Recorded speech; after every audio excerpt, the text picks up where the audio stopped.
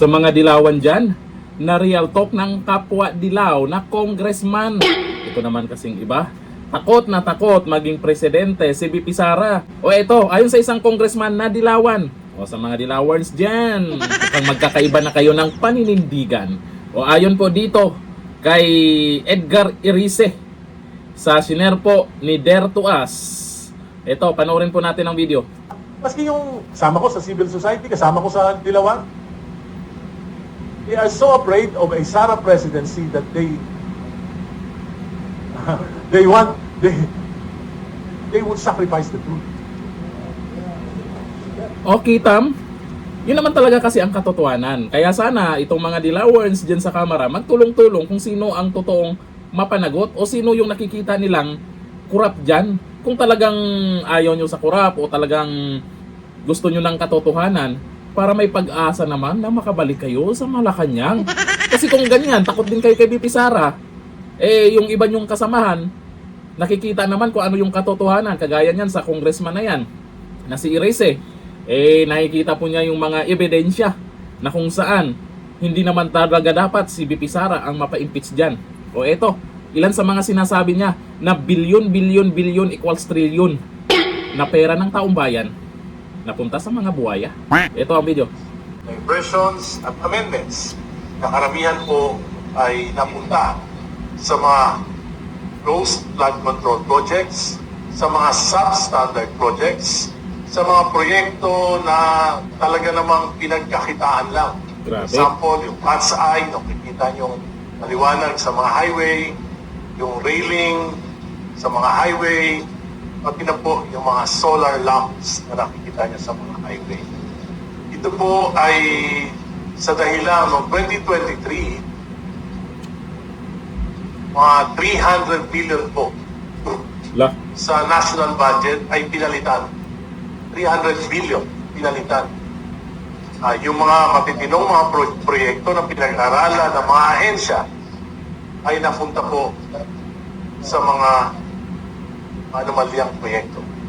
No 2024 po, 500 billion yung nawala. Grabe. Sa President's budget.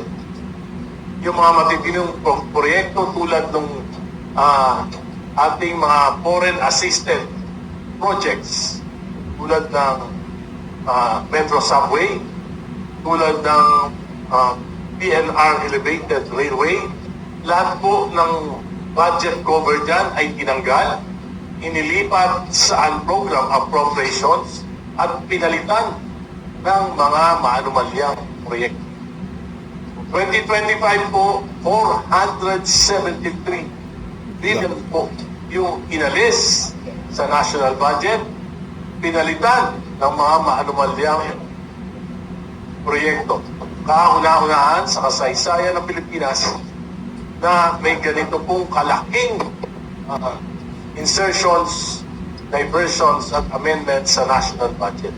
O malinaw naman, 2023, 2024, 2025. Kaninong impeachment dapat ang tutukan?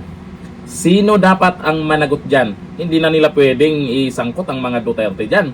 Malinaw kung kaninong administrasyon yan. Napakalaking halaga niyan. First time daw sa Pilipinas nangyari yan. Bilyon ang pinag-usapan. Di natin alam kung saan napunta. Malamang andun sa mga buhaya. Sino nga ba ang mastermind? Marami nang nakakaalam dyan. Yun nga lang yung iba, bulag-bulagan kahit nasa harapan na ang ebidensya. Nakaraan, ito sila Congressman Irice yung mga naglabas ng, nagsabi na mayroon daw ebidensya na yung text messages sa kickbacks. Kahit papano, iba yung kulay. Kung nasa tama, dapat nating palakpakan. O ayon dito sa mga nag-comment ha, sabi ni Margaret Kendra, salot ako dito, nagsasabi siya ng totoo. Akalain mo ha, ito may mga Duterte supporters na sumaludo po sa dilawan na to. Sabi ni Aaron Ray Bancod, ito dapat ang House Speaker marunong lumugar at alam ang kaibahan ng katotohanan at kasinungalingan. Sabi ni Christian Manuel, kahit dilawan siya ay salute him kasi merong prinsipyo. Ganyan dapat lahat ng, kung ganyan dapat lahat ng dilawan, magugustuhan kayo ng taong bayan. Baka kayo pa, or baka kayo'y makabalik sa Malacanang. Kung ganyan, puro kayo impeach VP Sara, tapos mananahimik yung ibang dilawan dyan tungkol sa korupsyon, nako, sigurado, ang resulta, Duterte sa Malacanang. Hanggang dito na lang. Thank you.